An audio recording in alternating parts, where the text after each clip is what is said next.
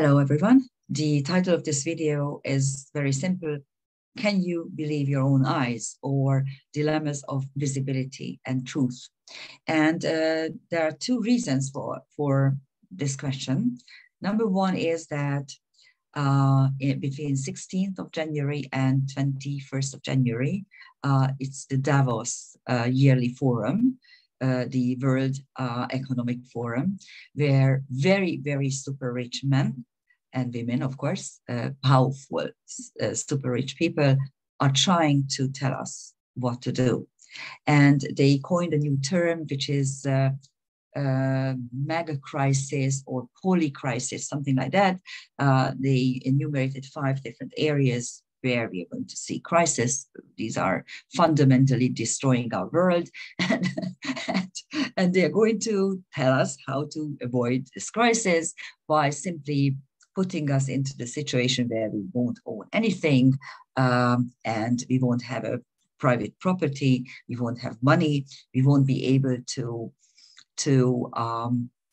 save because we won't get money. We are going to get cards where we can special buy things. They will tell us what to eat, how to live, what to wear, and everything will be regulated, because that's the only way to save the planet Earth. I always ask, whenever I hear this, I always ask, who do you want to save the world from? So who is it? Is it the animals? Is it the people? So you want a people-free world, and this is what you are fighting for. This is what you are striving towards. Think about again, because it's not going to happen, because God gave us the earth. And yes, we are very good rulers. Let's put it this way. It's very important to realize that the fact that there is carbon emission actually helps the planets. The planet has become greener in the last 15 years. Think about this. It's a very important fact that, of course, the powers that we don't want you to know about. But the other reason this video is coming into being is the fact that on the 23rd of January, Jupiter will be conjunct both Saturn and the moon. It will still be the new moon phase. So you need to look at the western horizon right after sunset, which is about, well, if you do it right after sunset, it's not going to be dark enough. But here's the chart for the 23rd, around 5:36 p.m. Once the sun is well down the horizon, you will see the 3 conjunction, the sun, the moon, Venus, Saturn triple conjunction. The moon is ready to move into Pisces, and Venus has already overtaken Saturn. So this is no longer a blocking conjunction. It is like a supporting conjunction. It's still not very nice. Saturn and Venus are not really compatible, to say the least.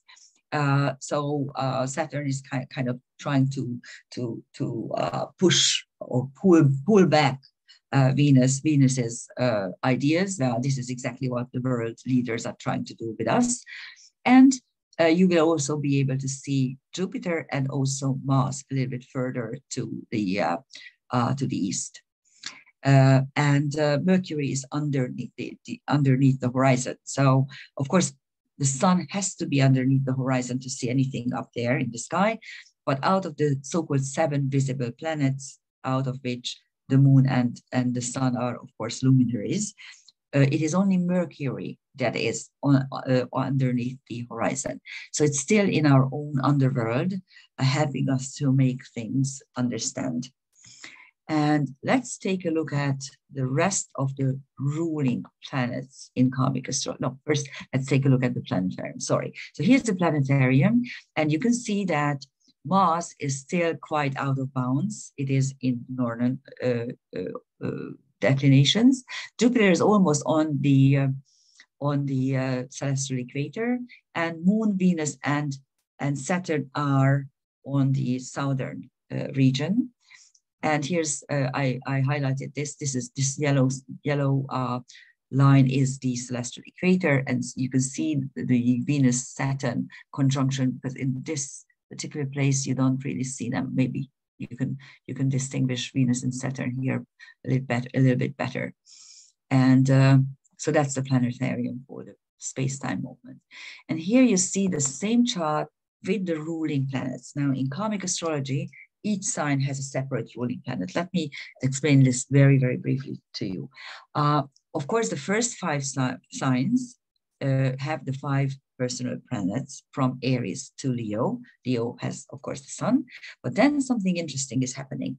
If you take a look at a chart where, let's say, Aries is rising, so we can say that Aries represents the individual hero that is coming into incarnation, then you will see the 3 signs farthest from Aries, Virgo, Libra, and Scorpio. They all will have centaurs as rulers in karmic astrology. Why? Because these are the 3 signs and the accompanying 3 houses, the 6th, the 7th, and the 8th, where we meet our karma. That is where we meet our karmic issues. In the 6th house, it is the issue about health and illness, also about servitude, about karma in the making. In the 7th house, we meet our destiny regarding partnerships and open enemies. And in the 8th house, it is a house of death and rejuvenation, but also the all kinds of issues around money that doesn't belong to me, like debts and inheritances, but also esoteric knowledge. So that is where you meet your karmic issues the most. And these 3 signs are ruled by centaurs. In karmic astrology, Virgo is ruled by Chiron, Libra is ruled by Trans-Pluto. Here's Trans-Pluto in Virgo at the moment. And of course, Scorpio is ruled by Pluto. The idea behind this rulership is very simple. It really describes the hero's journey by coming into the 3rd dimension. For this, you need will and desire. This is represented by Aries. And then in the first 3 signs, Aries, Taurus, and Gemini, you meet Mars, Venus, and Mercury. And then you meet the 2 luminaries, the moon and the sun. And that is when you are already a human being, an individual, unique human being in Leo, and of course the sun, which is always the most important item in a chart. And then you meet your karmic destinies or karmic issues in Virgo, Libra, and Scorpio. And only after that can you actually tackle your own destiny with the help of the 2 destiny planets, Jupiter and Saturn. And 99% of the population stops there at, it's the highest point of the chart. If we start with Aries, then of course Capricorn is the MC at the midheaven at its highest point. And the next 2 signs with its rulers, Aquarius and Pisces with Uranus and Neptune, are really there for anyone who is seeking transcendence, seeking things that are esoteric. And that's why this is the ruling configuration for karmic astrology. Anyhow, if you look at these 12 ruling planets or ruling celestial objects, you will see that everything is direct except for Trans-Pluto. Now, everything turned just direct right after the new moon. Actually, the last one was Uranus that turned direct. Now everything is moving forward. And if you look at the World Economic Forum, they are not hiding anything. Everything is out on the table, and they are actually talking about plans, how they are the saviors of Earth, how they will implement this great plan. It's actually, they are not, they were using a couple of things. They were using global reset, how the pandemic was giving a wonderful opportunity to really reset the world. Also, they are using the world, the expression new system. it's very interesting. New order was about 2 years ago, maybe a year ago. Now they talk about new system. This is a big step because a new order, an order needs to be created. And for this new order, you need a system. And that's the surveillance system and credit point system that they are already implementing in China. And they are trying to put this into our world. And the way to do it is by completely impoverishing Europeans and Americans. So they are bombarding us back into the Middle Ages. And then they are kindly providing us with enough fuel and enough food. Of course, they will tell us what to eat. You won't be able to eat meat anymore. You can eat insects, of course, if you really want to stick to animal protein. That will be available freely, and a considerable amount of energy by which you're not going to freeze to death immediately, but it's nothing going to be comfortable. So that's the great plan, and the new system they are implementing. Of course, they already have the technology. Now let's take a look at this chart and let's consider the position of trans-Pluto, because it's really interesting that it's the only one that is still retrograde, so it is acting inwardly. And trans-Pluto in karmic astrology represent two things: dimension jump, which means that you need to go up there in order to understand things, and also it also describes the method of channeling, because that is a channeling energy. And if you take a look at the rest of the two transcendental planets, Neptune is more about mysticism, dreams, premonitions. It's a slow thing. It's a very mystical thing. Whereas Uranus provides us with flashes of inspiration, the aha feeling. Trans-Pluto is different. First of all, it's a two-way communication. You have to go up there, yes, just like the rest of the transcendental planets, but also you need to make the effort to channel down and understand that information. If you take a look at the so-called communication planets, you have three levels, really. The first level is Mercury, which is the everyday communication, writing, talking, chatting, listening to the radio, watching a movie, gathering information on the internet. That's the ordinary level. Then you have Uranus, which is flashes of inspiration. All of a sudden you realize something. It's a wonderful and terrible feeling, let me tell you. I remember very clearly moments of my life, whenever I suddenly understood something. It wasn't always true, I have to tell you. It wasn't always true. There was a family tragedy in which I started to put two and two together, and all of a sudden I saw a scheme that was very sinister, and this came through a flash of information or inspiration, sorry. And I'm still not 100% sure whether I was right or wrong. So Uranus can mislead us, to say the least. He's the planet of chaos anyway, after all. But then you have trans-Pluto, which is channeling. And that is different because normally channeling is something that you write down, that comes to you as a divine energy, and all you do is you just write it down, or you utter the words, whatever you feel, like the prophets did, and you don't really always understand what you have written down or what you have uttered. And here comes the interesting thing: you need to decipher it. And the fact that it's the only planet that is retrograde helps us to decipher these pieces of information. And it's also, take a look at the chart, everything is on the other side. So actually trans-Pluto stands alone. The only retrograde ruler stands alone. And that helps us also understand that this is what we need to do. We need to go inward. We need to understand things inwardly. And that is why I named this video, Can We Believe Our Own Eyes? Because the fact is that, yes, there are things around us. They put everything out on the table, and they want us to believe this. And unless you question everything, unless you research everything, you can't believe even your own eyes. That's the trouble. Anyhow, if you take a look at the aspects of, I put the aspect grid for you just very quickly. And there are a couple of traditional aspects, like one sextile between Sun and Jupiter, one square between Mercury and Chiron. You have three quincunxes. One is between Mercury and Mars, the other one between trans-Pluto and the Sun, and the third one is between Jupiter and trans-Pluto.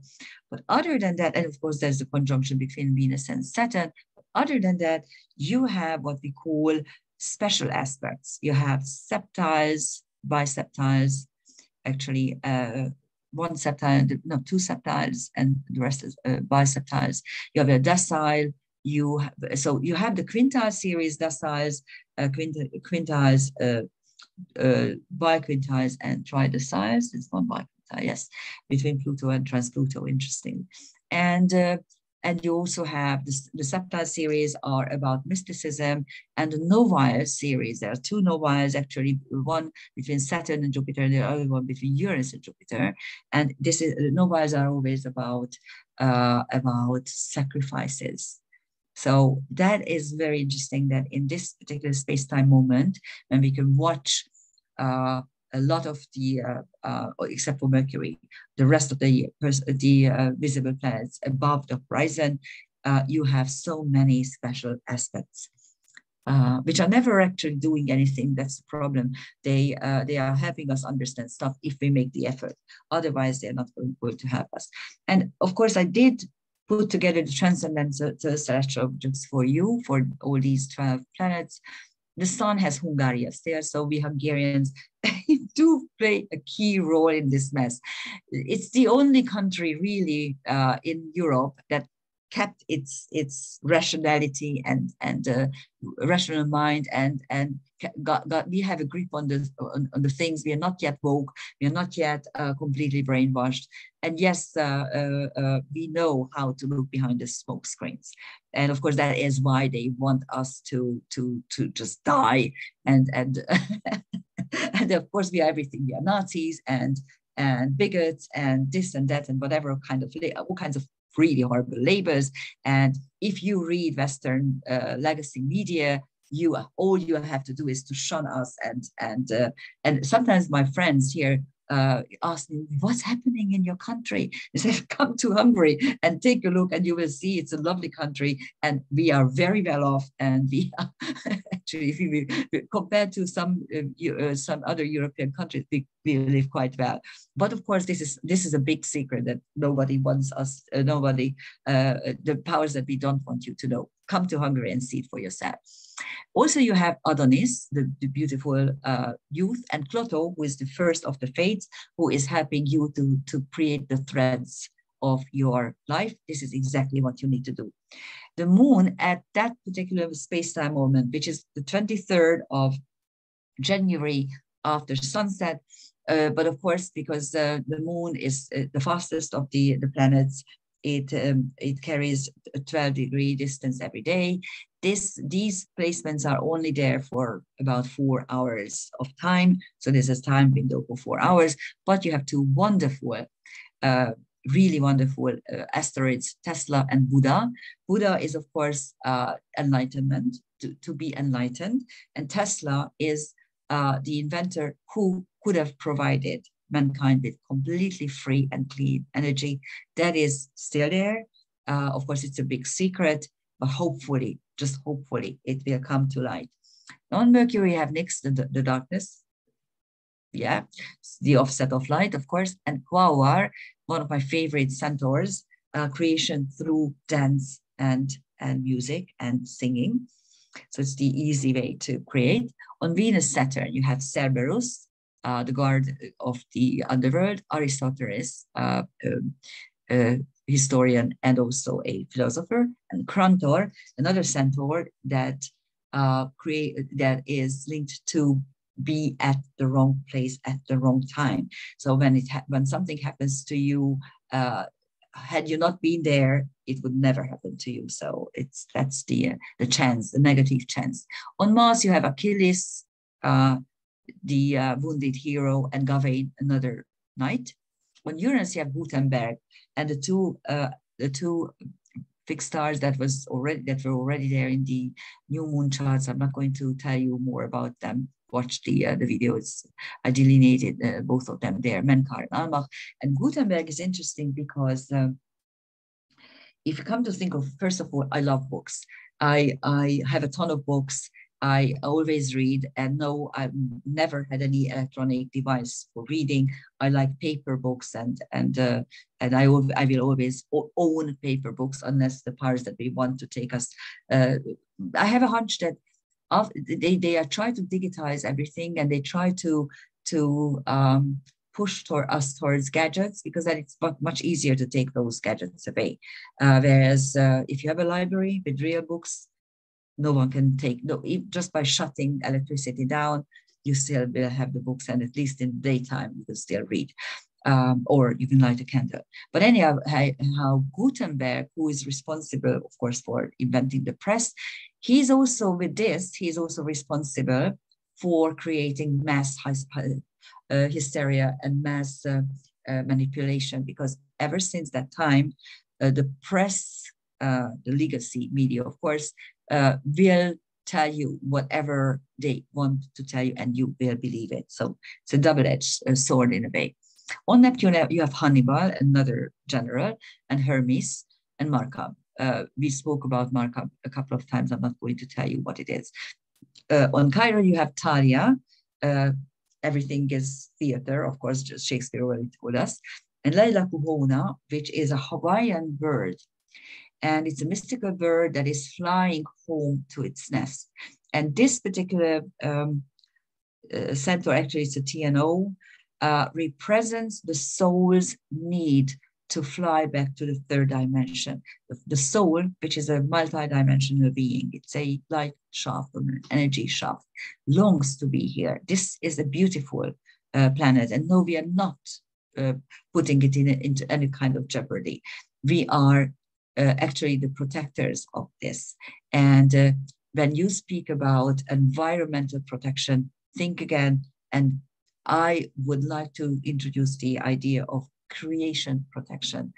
We are the guardians of the creative world. God gave us this world, and we need to protect it. But we need to protect it as a whole and not just be green. And by the way, as I keep telling you, in the last 15 years, the planet actually became greener. So the zero emission is a very, very bad idea, because plants are living off carbon hydroxide. So you need emission, you need carbon hydroxide in the air, in the atmosphere, and the planet will become greener. Of course, unless they do this zero carbon idiocy. Okay, on Pluto, you have Pandora, and yes, Pandora's box has been opened, which is not a box, it's a jar. I talked to you about this a couple of times already. It's a jar. And yes, Pandora's jar is open and things are coming to light. And the reason why it's coming to light is because they think they have won. And now they put away all pretense and just, you know, if you watch anything that is coming out of the World Economic Forum, and look at Al Gore, the idiot, who is like crying and jumping up and down and hysterical like a 2-year-old, throwing tantrums. I mean, it's so ridiculous. Okay, these old men, who have totally lost their connection to reality, and they want you to do this and that, and of course it's never them. It's always you. It's ridiculous. So that's Pandora. Terpsichore is one of the muses. It's the muse of dance. So we still have divine intervention possible. Shiva is the love goddess of the Slavonic people. And you have two centaurs here, Orius and Amicus. Amicus is something that will be and has been there with Pluto for a long time. Is a centaur who doesn't care for the sacred objects when he wants to fight. But Orius is new, and Orius is a centaur that is linked to mitigated punishment. And if you look around, this is exactly what you see. On the one hand, if they want to punish anything original, anything national, anything that is protecting the people and protecting your land, your home, your homeland, your country, your nation, is being punished severely. That's why we Hungarians are being punished all the time. And anything that is supporting this woke idea, this globalist idea, and anyone who is working towards it is completely mitigated. That's exactly what's happening. And Pluto, of course, is the plutocrats. And then trans-Pluto has still the two main things there. It's never moving anywhere. So it's going to be there for the whole year. The two galactic points, Medusa fusion and Cat's Eye Nebula. And both are linked to clear vision and clairvoyance and seeing things as they are in a different way. Of course, Medusa was the Gorgon who could turn you into stone. So there's the link to clairvoyance and seeing and see what the eyes can do. But also, if you take a look, if you Google Medusa fusion, you will see that there are two galaxies. One is a huge, almost empty galaxy that is gobbling up a smaller one that is full of bright stars. And this is what the world economy does. The big players are eating up everyone and everything, even those with more vitality, more potential, more brilliance, and more resources. And the big one is eating up the little one. So that's what's happening. And that's why we need trans-Pluto to channel down information with which we can actually fight against this. And of course, cat's eyes can see in the dark. So we can actually look into the dark with the help of them. So don't believe your own eyes. Believe only in what you can research. Try to come out of your own bubble. Listen to everyone. Listen to even those people who are of opposite opinion to you, because you may learn something. You might learn only that they are idiots, but that's also knowledge. And research everything, and don't believe anything that they are telling you. Thank you for listening. Bye-bye.